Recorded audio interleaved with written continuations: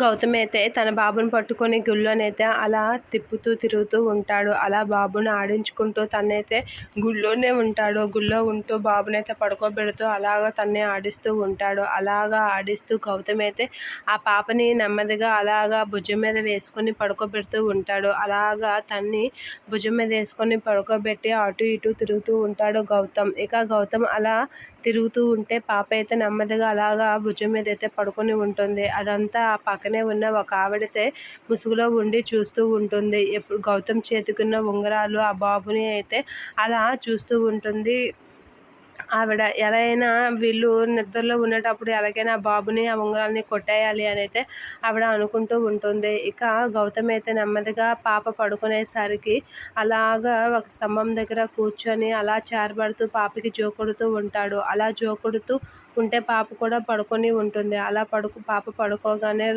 గౌతమ్ కూడా అలాగ నెమ్మదిగా సేద తీరుతూ ఉంటాడు. ఇక ఆవిడైతే గౌతమ్ కాసి అలా చూస్తూ ఉంటుంది. అది గమనించకుండా గౌతమ్ అయితే నెమ్మదిగా నిద్రలోకి అయితే జారుకుంటూ ఉంటాడు. ఇక ఆవిడైతే అతను పడుకోండు అని తెలిసి ఇక పాపను ఎత్తుకెళ్ళిపోవడానికి అయితే రెడీ అవుతూ ఉంటుంది. అది తెలియక గౌతమ్ పడుకుంటూ ఉంటాడు.